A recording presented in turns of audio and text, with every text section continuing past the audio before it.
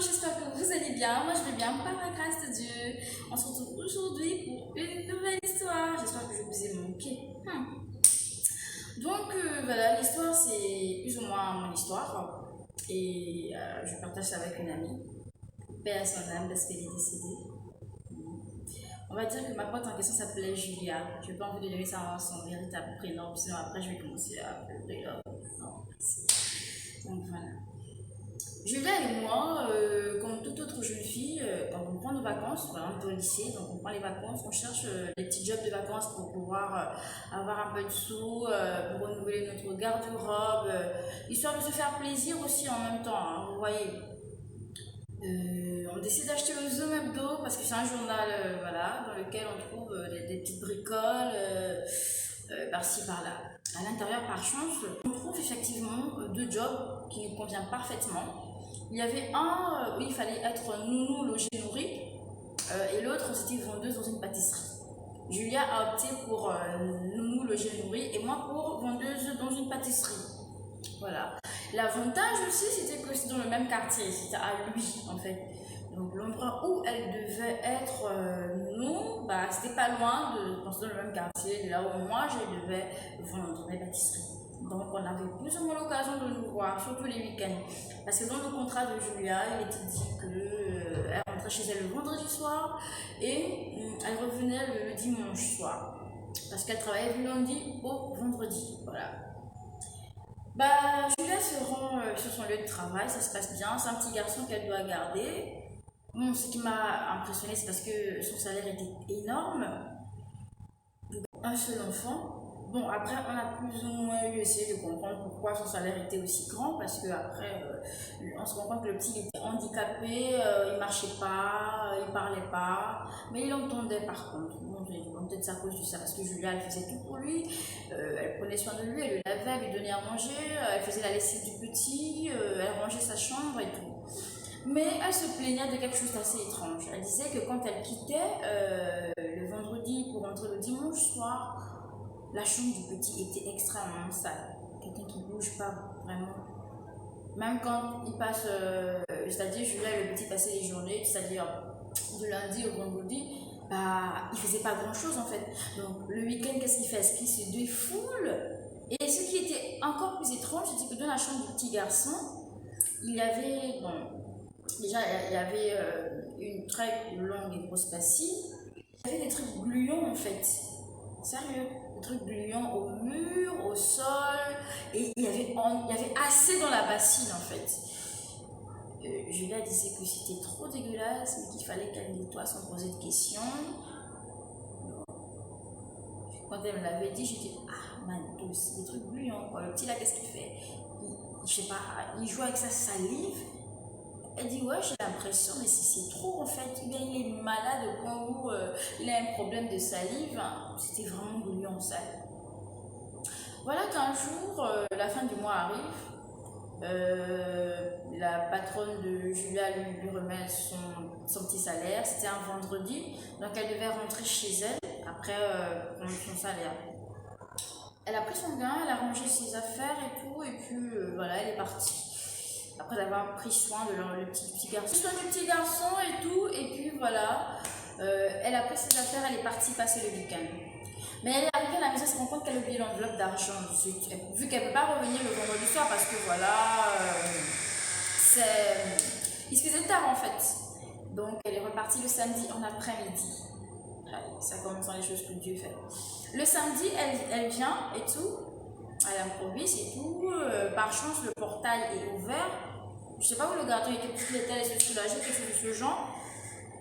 Donc elle rentre dans la maison, la ménagère était à la cuisine, donc elle monte, elle va à l'étage.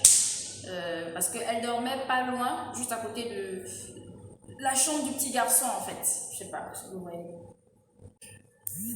Elle va dans sa chambre, elle trouve effectivement son enveloppe d'argent qu'elle a eu à oublier, elle prend l'enveloppe, mais elle entend des grognements, genre comme si quelqu'un est en train de rendre ou bien on l'étranglait, donc elle est prise de panique, elle se dit que là, l'enfant est en danger parce que voilà, comme il est handicapé, c'était un bruit bizarre quoi, genre sérieusement comme si quelqu'un est en train de rendre. Évidemment, même moi j'avais paniqué que, oh mon Dieu, l'enfant là, qu'est-ce qui est en train de se passer là-bas? Sûrement il est coincé ou bloqué quelque part. Donc quand elle ouvre la porte, pour essayer de voir ce qu'il y a, la tête de l'enfant était genre dans la bassine, il était en train de rendre et tout. Et après, le gardien est arrivé aussitôt. Julia, qu'est-ce que tu fais? C'était vraiment rapide en fait, parce qu'elle dit que ce qu'elle a eu à voir, c'était la tête de l'enfant et une grosse queue noire en fait.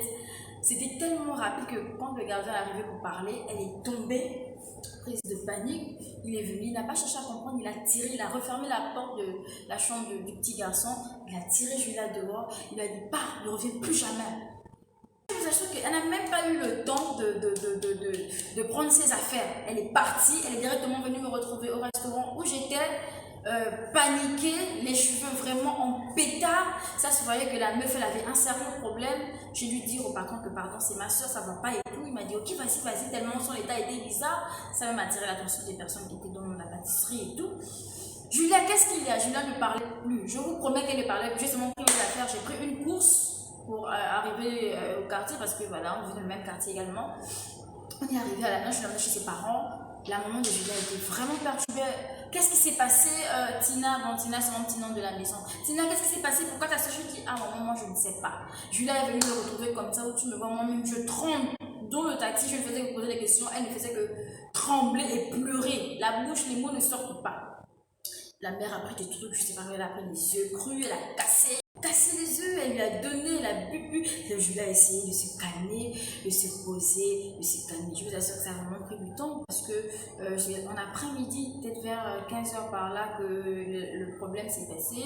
On est arrivé chez elle probablement vers 16h, 17h. Bon, je suis restée un peu et puis après je suis rentrée chez moi. Le lendemain, je suis revenue voir Julia et sa maman. Voilà que Julia me relate les faits, comme ça et tout. Voilà ce que j'ai vu et tout. En fait, elle a perdu vraiment la parole. C'est après, le lendemain qu'elle a pu parler pour me dire que voilà ce qu'elle a eu à voir et tout. La mère était choquée. Elle était vraiment choquée. En toute honnêteté, je ne vais pas mentir en disant que voilà, elle a complètement vu non. Tout ce qu'elle a dit, c'est qu'elle a vu la tête de l'enfant qui était en train de vomir. Et puis, il y avait une grosse queue noire, comme la queue d'un serpent. Voilà. On ne sait pas si c'est l'enfant là qui se transforme en serpent. Et puis il rend. Moi, je pense que c'est ça, en fait. C'est ça qui a expliqué le fait que dans la chambre, il y avait toujours des trucs gluants quand elle rentrait le dimanche. La baignoire était remplie de trucs gluants et tout. Elle nettoyait. Sinon, c'est quoi, en fait? Qu'est-ce que cette dame-là a fait à son fils? Ou bien est-ce que c'est pas son fils, c'est son serpent qu'elle garde sous forme d'un humain. Il marche pas, il parle pas, il est là, il fait rien. C'était un truc de malade. Et cela explique mieux pourquoi ma pote Julia était extrêmement bien payée. Juste pour nous loger, nourrir. Elle avait un bon salaire, je vous assure. Donc depuis, elle n'est plus jamais repartie là-bas. On ne sait plus, on ne sait pas ce qui s'est passé après, ce que le petit garçon est devenu, ce que la dame faisait du petit garçon. Honnêtement, je ne peux pas vous parce qu'elle n'est plus jamais repartie. Moi, j'ai continué mon petit job des vacances. Dieu merci, là, je vous montre ce qui s'était passé. Elle a retrouvé ses esprits. Normalement, elle a été relatée, ce qui va avec. Bon, juste, à vrai dire, je ne sais pas s'il y a eu une véritable morale, mais juste vous demander de faire attention, en fait. Les différents jobs qu'on nous propose, je pense qu'on va quand même pouvoir mesurer le pour et le contre.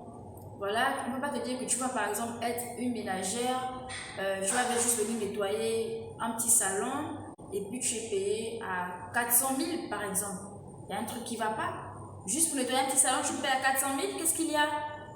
Est-ce que vous voyez, ne regardons pas tant l'argent. Cherchons aussi à peser le pour et le contre, en fait. Et puis apprenons à faire attention. Moi, je pense que ma pote, elle a été sauvée par Dieu parce qu'imaginez qu'elle restait pendant longtemps là-bas. Qu'est-ce qu'elle devait avoir? Qu'est-ce qui devait se passer? Je ne sais pas, en fait. Le gardien, là, il a tendance à être là au portail. Pourquoi ce jour, il n'était pas là? Tout ça, c'est lui qui a permis que ma copine puisse découvrir ce qu'il a. C'était la petite histoire que je voulais partager avec vous aujourd'hui. Commentez si vous avez d'autres histoires, si vous avez des morales, des leçons à donner. Voilà, partagez, likez, faites ma publicité. Voilà. Donc, sur ce, bisous et à la prochaine. C'était Léo Mixuna.